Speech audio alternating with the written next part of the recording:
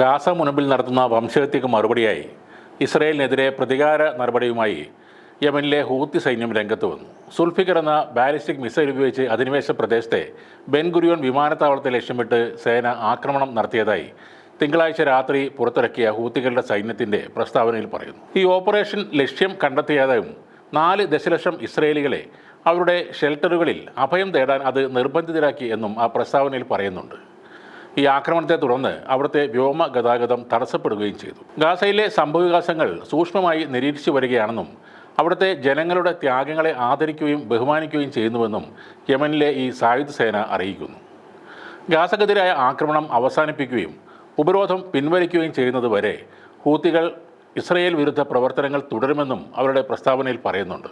ഇത് മാത്രമല്ല, ഹൂത്തികളുടെ വിമത സൈന്യം ഇസ്രയേലിനെതിരെ മിക്കവാറും എല്ലാ ദിവസവും ആക്രമണങ്ങൾ നടത്താറുണ്ട്. അധിനിവേശ പലസ്തീൻ പ്രദേശങ്ങൾക്കുള്ളിലെ ലക്ഷ്യങ്ങൾ അവർ ആക്രമിക്കാറുണ്ട്. യമനിൽ നിന്നുള്ള ഒരു ബാലിസ്റ്റിക് മിസൈൽ കാരണം ഇസ്രയേൽ അധിനിവേശ പ്രദേശങ്ങളിൽ സൈറണുകൾ മുഴങ്ങുന്നുണ്ട് എന്ന കാര്യം ഇസ്രയേൽ സൈന്യവും സമ്മതിച്ചിട്ടുണ്ട്. തിങ്കളാഴ്ച വൈകുന്നേരം മധ്യഭാഗത്തും അൽഖുസ് പ്രദേശത്തും നിരവധി അനധികൃത വെസ്റ്റ് ബാങ്ക് വാസസ്ഥലങ്ങളിലും അധിനിവേശ ഭൂമിയുടെ തെക്കൻ മേഖലയിലെ ചില പ്രദേശങ്ങളിലും വ്യോമാക്രമണ സൈറണുകൾ മുഴങ്ങിയതായി സൈന്യം ഒരു പ്രസ്താവനയിലൂടെ പറഞ്ഞിരുന്നു. തങ്ങളുടെ വ്യോമവിരുദ്ധ മിസൈൽ സംവിധാനങ്ങൾ മിസൈലിനെ തടഞ്ഞതായാണ് ഇസ്രായേൽ സൈന്യം അവകാശപ്പെടുന്നത്. ഗാസക്കെതിരായ വംശഹത്യ യുദ്ധം രൂക്ഷമായപ്പോൾ ഇസ്രായേലിലേക്കുള്ള സൈനിക സാമഗ്രികളുടെ വിതരണം തടസ്സപ്പെടുത്താനും ഗാസയിൽ നടന്നുകൊണ്ടിരിക്കുന്ന മാനുഷിക അടിയന്തരാവസ്ഥയിൽ അന്താരാഷ്ട്ര സമൂഹം നടപടിയെടുക്കാൻ പ്രേരിപ്പിക്കാനും ഉദ്ദേശിച്ചുകൊണ്ട് യമനിലെ ഹൂത്തികൾ പല സമുദ്രപാതകളിലും തന്ത്രപരമായ ഉപരോധം ഏർപ്പെടുത്തിയിരുന്നു. ഗാസയിലെ കര വ്യോമ ആക്രമണങ്ങൾ ഇസ്രായേൽ അവസാനിപ്പിക്കുന്നവരെ ഈ ആക്രമണം അവസാനിപ്പിക്കില്ലെന്ന് ഹൂതികളുടെ സായുധ സേന പ്രഖ്യാപിക്കുകയും ചെയ്തു. 2023 നവംബർ മുതൽ ഗാസക്കാർക്ക് ഐക്യദാർഢ്യം പ്രഖ്യാപിച്ച് ഹൂതികൾ 100-ലേറെ ആക്രമണം കപ്പലുകൾക്ക് നേരെ നടത്തിയിട്ടുണ്ട്. അതിൽ 2 എണ്ണം കടലിൽ മുക്കി. മറ്റൊന്നിലെ ആക്രമണത്തിൽ കപ്പൽ പിടിച്ചെടുത്ത് 4 പേരെ വധിക്കുകയും ചെയ്തു. ഏദൻ കടലെടുക്ക് വഴി ബാബൽ മന്ദം വഴി പ്രവേശിച്ച് സൂയസ് കനാൽ വഴി യൂറോപ്പിലേക്ക് പോകുന്ന ആ സമുദ്രപാത ഇതുവരെ പഴയപടി ആയിട്ടില്ല. കപ്പലുകൾ ഈ റൂട്ട് ഒഴിവാക്കി ആഫ്രിക്കയിലെ കേപ്പ് ഓഫ് ഗുഡ് ഹോപ്പ് വഴി ദിവസങ്ങൾ അധികം എടുത്താണ് ഇപ്പോൾ സഞ്ചരിക്കുന്നത്.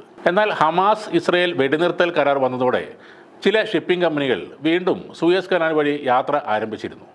എങ്കിലും ഹൂത്തികളുടെ പുതിയ ആക്രമണങ്ങളുടെ സാഹചര്യത്തിൽ അവരുടെ ആശങ്ക വർദ്ധിക്കുകയാണ്.